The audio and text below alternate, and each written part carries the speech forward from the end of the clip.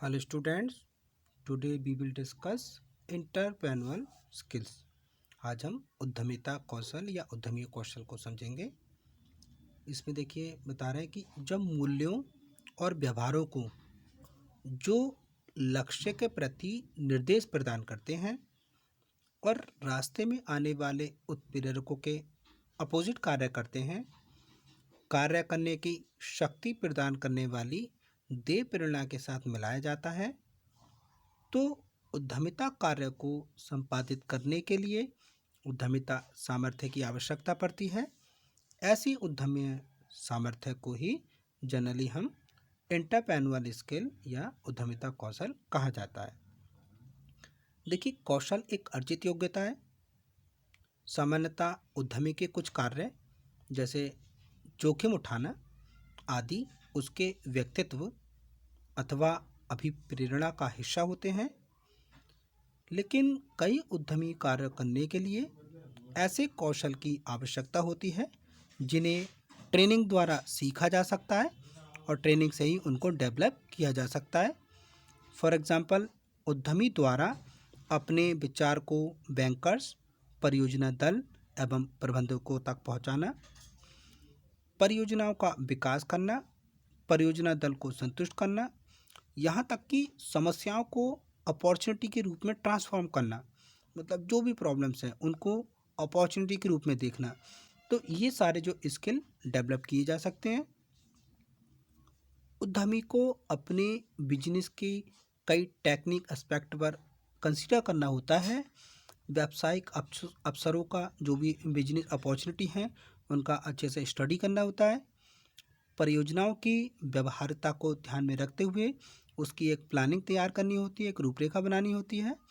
तो इस तरीके से इन शॉर्ट उद्यमी को अपने विभिन्न कार्यों, दायित्वों एवं भूमिकाओं के निष्पादन के लिए विभिन्न प्रकार के स्किल की आवश्यकता होती है, जिन्हें हमने नीचे कैटेगराइज किया है। जैसे हमारा इसमें फर्स्ट है नेचुरल स्किल, स्वाभाविक लागत। Second, skill of beginning business, उपक्रम शुरू करने का कौशल। नेक्स्ट है बिजनेस मैनेजमेंट स्किल, उपक्रम प्रबंधन कौशल। तो अब हम पहले इसमें नेचुरल स्किल के पॉइंट अंडरस्टूड करते हैं। तो यहाँ पे नेचुरल स्किल को हम कुछ पॉइंटों में कैटेगराइज किया है, इसको वन बाय वन अंडरस्टूड करते हैं। जैसे फर्स्ट है इनोवेशन, नव परिवर्तन।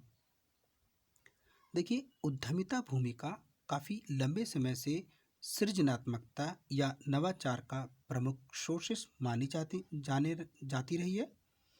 आविष्कारक नए विचार प्रस्तुत करता है और उद्यमी उस विचार को समय, स्थान या वातावरण के रेफरेंस में अपनाता है। क्रिएटिविटी और इनोवेशन में स्किल, इमेजिन और फोरकास्ट का लगातार अभ्यास करने पर और व्यवस्था में नए आर्थिक अवसरों को प्राप्त करने के साधनों के रूप में वस्तुओं और सेवाओं को देखने करने से जहाँ वे अनुपस्थित हों वहाँ उन्हें पहली बार अपनाने से आती है। नेक्स्ट स्किल देखते हैं नेचुरल स्वाभाविक स्किल में रिस्क टेकिंग, जोखिम उठाना। तो देखिए, उद्यमिता की दिशा में जोखिम एक महत्वपूर्ण तत्व होता है। एक व्यक्ति जो उद्यमिता के कार्य को सेलेक्ट करता है वह विभिन्न प्रकार की अनसर्टेनिटी का सामना करता है। उसके सामने बहुत सारी अनिश्चितताएं होती हैं जो उसके रिजल्ट को प्रभावित करती हैं। उद्यमी को जोखिम उठाने के लिए स्किल और कैपेबिलिटी की हर कदम पर ज़रूरत होती है। तो इस तरीके से ये था हमारा रिस्क टेकिंग। थर्ड स्किल है इसका टू टेक इनिशिएटिव, पहल करना। उद्यमी अपनी क्षमताओं के कारण हमेशा गतिशील रहता है, एक्टिव रहता है और प्रसार प्रक्रियाओं एवं उत्पादों को तीव्रता से ग्रहण करता है। वह उन क्षेत्रों में कार्य करने की अपनी आदत डालता है जहां पहले से कोई आदत स्थापित नहीं होता है। तो यहाँ पे पहल करने की बात को प्रोत्साहन दिया जाना चाहिए और उसके परिणामों को भविष्य की कठिनाइयों के लिए बैकग्राउंड के रूप में लिया जाना चाहिए। नेक्स्ट है सॉल्व द प्रॉब्लम, समस्याओं का हल। जब कोई उद्यमी उद्यमिता आजीविका अपनाता है तो उसके सामने बहुत सारी कठिनाइयों का सामना करना पड़ता है। अपने लक्ष्य की प्राप्ति के लिए उसे विभिन्न समस्याओं का सामना करना पड़ता है, फिर उनका सॉल्यूशन भी करना पड़ता है। तो ये कुशलता कुछ बातों पर बार बार करने से हो जाती है, जैसे समस्याओं को स्वीकारना, जो भी उसके सामने समस्या आ रही है उसको एक्सेप्ट करना, फिर उसके अंदर उसको सॉल्व करने का कॉन्फिडेंस होना चाहिए, उस समस्याओं को हल करने का उसके अंदर आत्मविश्वास होना चाहिए। आने वाली जो भी समस्या हैं उसको उस समस्या को हल करने के लिए स्थापना नीति खोजना, मतलब समस्या को हम अवसर के रूप में कैसे बनाएं, तो ऐसी प्लानिंग खोजना, और समस्या के हल के लिए इनोवेशन को प्रेजेंट करना। तो ये सारी इसमें उद्यमिता में इन बातों को स्वीकार करना होता है। तो इन बातों का अगर हम बार बार प्रयोग करते हैं तो उद्यमी के अंदर जो समस्या होती है प्रॉब्लम सॉल्विंग का, उसके अंदर स्किल इस तरीके से डेवलप हो जाता है। नेक्स्ट देखते हैं लेवल ऑफ परफॉर्मेंस, निष्पादन का स्तर। तो उद्यमी जनरली कार्य निष्पादन का सम्मान करते हैं, इसलिए उनकी एक व्यवहारगत कौशल आवश्यकता कार्य के सार और गुणवत्ता के प्रति हमेशा अलर्ट रहती है। उद्यमी केवल कार्य के माध्यम से श्रेष्ठता का एक स्तर प्राप्त करता है जो उसे सेटिस्फैक्ट्री देता है, मतलब उसको संतुष्टि प्राप्त करता है। नेक्स्ट स्किल देखते हैं टू गेट इंफॉर्मेशन, सूचना प्राप्त करना। देखिए किसी भी इंस्टीट्यूशन को लगाने, मतलब उपक्रम को लगाने और उसके मैनेजमेंट के लिए प्रत्येक लेवल पर सूचना जो इन्फॉर्मेशन है एक महत्वपूर्ण भूमिका निभाती है। एकत्रित सूचना की गुणवत्ता और प्रसार और विभिन्न निर्णय लिए जाने के लिए उसका प्रयोग करने का सही तरीका सामान्यतः किसी उपक्रम की सफलता और असफलता पर ही डिपेंड करता है। उसको सूचना चाहने की उन्मुखता और निर्णय लेने के लिए इसका प्रयोग करना उद्यमियों के लिए अत्यंत उपयोगी होता है। नेक्स्ट देखते हैं टू ऑर्गेनाइज अरेंजमेंट, व्यवस्थापक आयोजन। उद्यमी के लिए व्यवस्थित योजना एक प्रमुख विशेषता होती है। उद्यमी के पास समय, वित्त और मानव शक्ति के लिमिटेड सोर्सेस होते हैं। उद्यम शुरू करने से पहले उद्यमी पूरे कार्य की एक रूपरेखा बनाना चाहता है। इसके लिए वह पहले लक्ष्य निर्धारित करता है और फिर छोटे छोटे लक्ष्य में उसको डिवाइड करता है, अपनी सारी एक्टिविटी को पॉइंट आउट करता है। बैकग्राउंड की जानकारी उसे भविष्य की गतिविधियों में व्यवस्थापक आयोजनों को पुनः दोहराने के लिए प्रोत्साहन करती है। अब हम देखेंगे second skill of begin business, उपक्रम शुरू करने का कौशल। तो देखिए किसी भी व्यावसायिक इकाई को शुरू करने के लिए एक विशेष प्रकार के सामर्थ्य या कौशल की जरूरत होती है।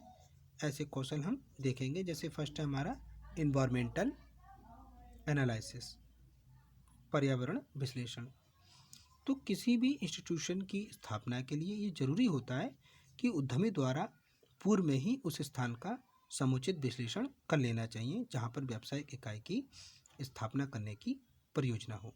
मतलब हमें कोई नया उपक्रम की स्थापना करनी है तो पहले हमें उस स्थान का अच्छे से एनालिसिस कर लेना चाहिए कि वहाँ पर माल का आवागमन, हमारे जो कस्टमर्स हैं वो उनके लिए सुलभ होना चाहिए।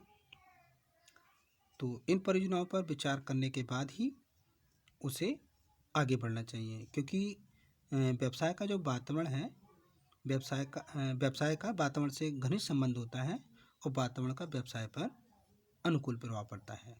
तो ये उपक्रम शुरू करने का कौशल है कि उसको एनवायरनमेंट का अच्छे से एनालाइज कर लेना चाहिए। सेकंड है मार्केट एवोल्यूशन, बाजार का मूल्यांकन। तो देखिए जो वस्तु बनाई जा रही है, उत्पादन की जा रही है, तो उस उत्पादित वस्तु को किस मार्केट में बेचा जाएगा। उत्पादन के लिए रॉ मटेरियल का क्रय कहाँ से करेंगे, किस मार्केट से कच्चा माल खरीद के लाएंगे, या जो हमने वस्तुएं तैयार की हैं वो किस लेवल की हैं, किस उम्र के लोगों के लिए हैं, किस वर्ग के लिए लोगों के लिए हैं।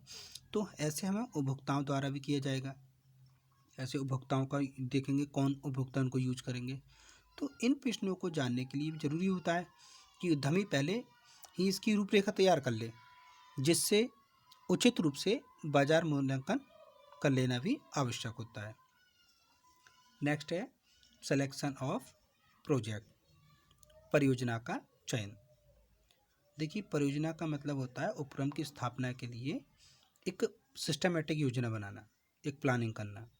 तो ये एक उद्यमी का आधारभूत कौशल होता है। इसमें अपनी परियोजना की कल्पना करने और उसके विभिन्न पहलुओं और अवस्थाओं को नियोजित करने, अपने विनियोग निर्णयों में विभिन्न तत्वों पर विचार करने की योग्यता होनी चाहिए।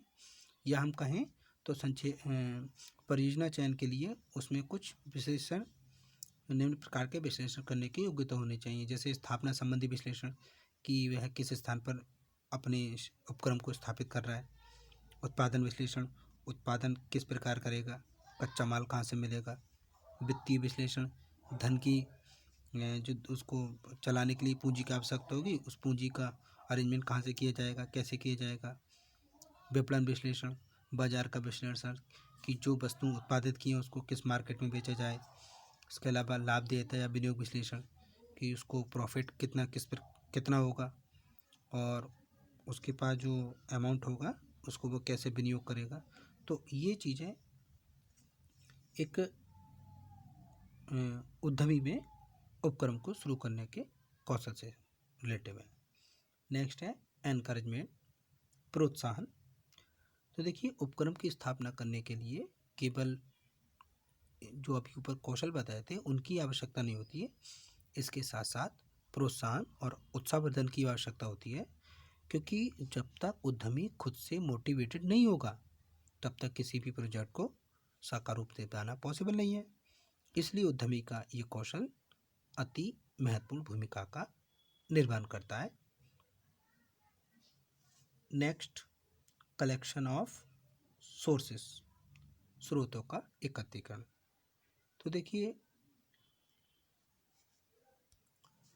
यदि उद्यमी के अंदर स्रोतों के एकत्रीकरण का कौशल नहीं होगा तब भी वह किसी व्यावसायिक इकाई की स्थापना नहीं कर पाएगा।